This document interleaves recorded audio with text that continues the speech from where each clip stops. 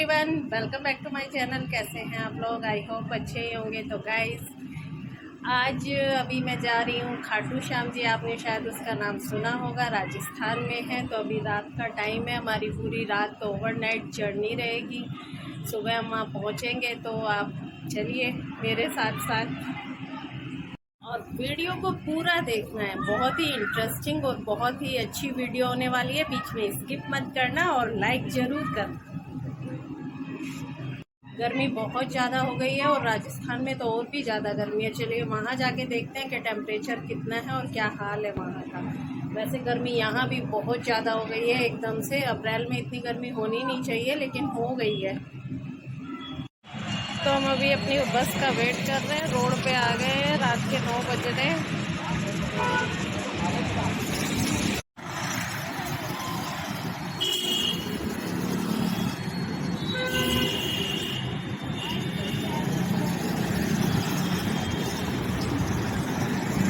तो मैं अभी अकेले ही जा रही हूँ, क्योंकि हमारे रिलेटिव्स की बस जा रही है ना, तो सब उसी में जा रहे हैं। तो आरव भी नहीं आया क्योंकि उसके स्कूल चल रहे हैं और उसकी छुट्टी हो जाती वरना।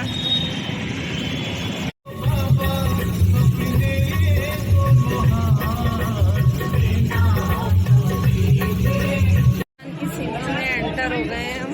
रात के 12:30 बजे और रश देखिए। सही कह रहे हो, रात के 12:30 बजे यहाँ दिन निकल रहा है पूरा। फिर वहाँ से आगे की जर्नी शुरू की हमने। तो रात के 3:30 बजे और हम पहुँच गए हैं एक होटल में। ये हमारी बस है।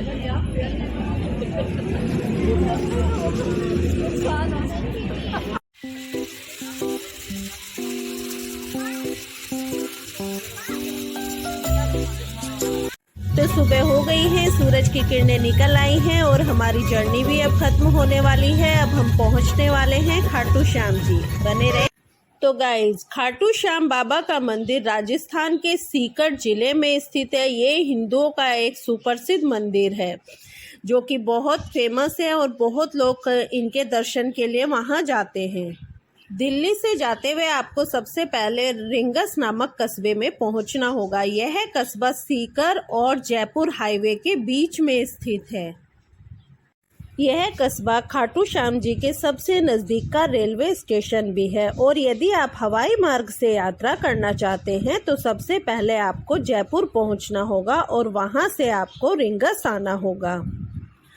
जयपुर से रिंगस की दूरी 80 किलोमीटर है, जो आप टैक्सी से, बस से या जैसे भी चाहें आप वहां पहुंच सकते हैं।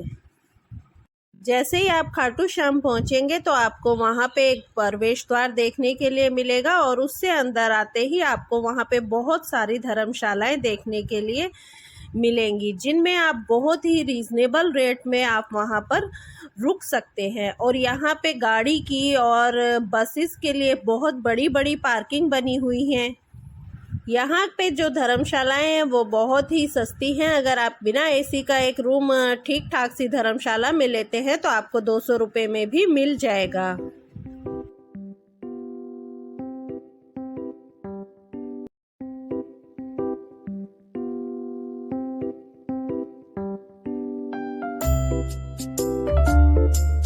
तो वहाँ पे नहाने के बाद कपड़े चेंज करके तैयार होके हम खाटू श्याम जी के दर्शन के लिए चल दिए सभी लोग।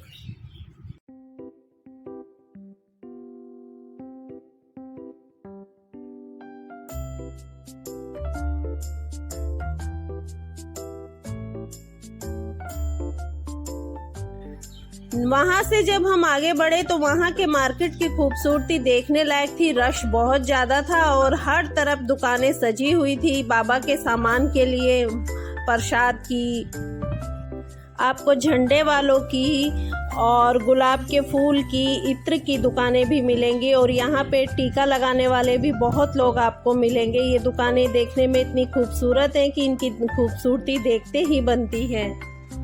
हम सब लोगों ने भी झंडे, इत्र और गुलाब ले लिए और चल दिए खाटू बाबा के दर्शन के लिए। हारे का सहारा बाबा श्याम हमारा।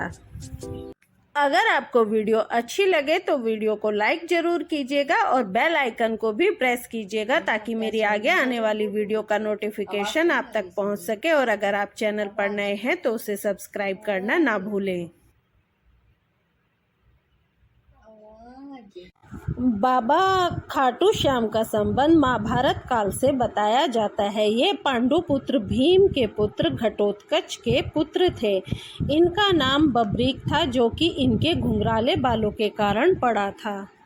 साथ ही बाबा को श्याम नाम श्री कृष्ण जी ने दिया था। कहा जाता है कि घटोत्कच और उनके पुत्र बब्रीक को उनकी वीरता के लिए जाना जाता था। जब कौरव और पांडव के बीच युद्ध होना था तो बब्रीक ने युद्ध देखने का निर्णय लिया था। तब भगवान श्री कृष्ण ने बब्रीक से पूछा था कि युद्ध में वो किसकी तरफ है, तो उन्होंने कहा था कि जो पक्ष हारेगा उसकी तरफ से वो लड़ेंगे। ऐसे में श्री कृष्ण युद्ध का परिणाम जानते थे और उन्हें डर था कि ये पांडवों के लिए उल्टा ना पड़ जाए। बब्रीक को महादानी भी कहा जाता था। तब श्री कृष्ण ने ब्राह्मण का रूप धारण करके बब्रीक के सामने पहुंचे और उन्होंने बब्रीक से दान में शीश मांग लिया। बब्रीक भी भगवान की लीला समझ गए और उन्हें दान में शीश दे दिया। लेकिन उन्होंने श्री कृष्ण से अंत तक युद्ध देखने की इच्छा जाहिर की, तो श्री कृष्ण ने इच्छा स्वीकार करते हुए उनका सिर युद्ध वाली जगह पर एक पहाड़ी पर रख दिया। युद्ध समाप्त होने के बाद पांडव आपस में लड़ने लगे कि जीत का श्रेय किसे जाता है, तो बब्रीक बोले कि श्री कृष्ण की वजह से ही उन्हें जीत हासिल हुई है। श्री कृष्ण उनसे बहुत प्रसन्न हुए और उन्हें कलयुग में श्याम के नाम से पूजे जाने का वरदान दे दिया।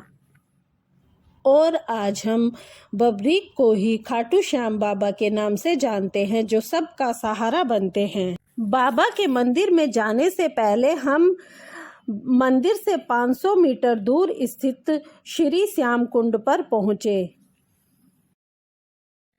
इस कुंड के बारे में मान्यता है कि जो भी इस कुंड में स्नान करता है उसे किसी भी प्रकार का रोग बीमारी नहीं रहता है। यह पानी एक अमृत के समान है। ये कुंड वैसे तो पुरुषों के लिए ही बनाया गया है, लेकिन इसमें स्त्री और पुरुष दोनों स्नान कर सकते हैं। इससे अलग एक और कुंड है जो सिर्फ स्त्रियों के लिए है। वहाँ पर सिर्फ स्त्रियां ही स्नान करती हैं। उस महिलाओं वाले कुंड के बारे में यह प्रचलित है कि वही वो जगह है जहाँ पर श्याम बाबा का शीश प्रकट हुआ था और गाय आकर उन्हें दूध पिलाया करती थी। उस महिलाओं वाले कुंड से ही पानी पुरुष वाले कुंड के लिए छोड़ा जाता है। हम लोग भी इस कुंड में उतरे, लेकिन हम ऐसे स्नान नहीं कर सके क्योंकि रश बहुत ज्यादा था। तो हमने पानी के छींटे अपने ऊपर डाले और फिर हम कुंड से बाहर आने के बाद हम लोग मंदिर के पास पहुंचे। तो जो फ्लैग हमने खरीदे थे श्याम बाबा के झंडे, उनको वहीं पर जमा करना था। वहाँ पर झंडे को जमा करने के बाद हम आगे लाइन में लग गए। रश बहुत ज़्यादा था, भीड़ बहुत थी, लेकिन श्रद्धालुओं के लिए वहाँ पर रेलिंग बनाई गई है जिससे कि सब आसानी से बाबा के दर्शन कर सकें। और अब जो ये नया रेलिंग मार्ग बनाया गया है, इससे बाबा के दर्शन बहुत आसानी से हो जाते हैं। रेलिंग मार्ग के ऊपर शेड भी डाला गया है ताकि धूप से श्रद्धालु बच सकें। मंदिर मार्ग में श्रद्धालु बाबा के जयकारे और भजन गाते हुए भी दिख जाते हैं। यहाँ पर मुझे बाबा की फूलों से सजी हुई सुंदर मूर्ति दिखाई दी, जिसका हम उस वक्त वीडियो नहीं बना सकते थे क्योंकि वो अलाउ नहीं था। बाबा के दर्शन के बाद हम सीढ़ियों से होते हुए बाहर आ गए, जहां पर कि दूसरे अन्य मंदिर भी थे जिनमें हमने दर्शन किया। और वहीं पर एक छोटा कुंड भी था जिसके बारे में मैंने आपको पहले बताया है कि यही असली कुंड है। कुंड से बाहर आकर और फिर अन्य मंदिरों के दर्शन करके, जिसमें के हनुमान मंदिर भी थे और भी कई सारे देवी देवताओं के मंदिर थे, जिनके दर्शन करने के बाद हम वहां से वापस आ गए और खाना खाने के बाद हमने अपनी आगे की यात्रा शुरू की।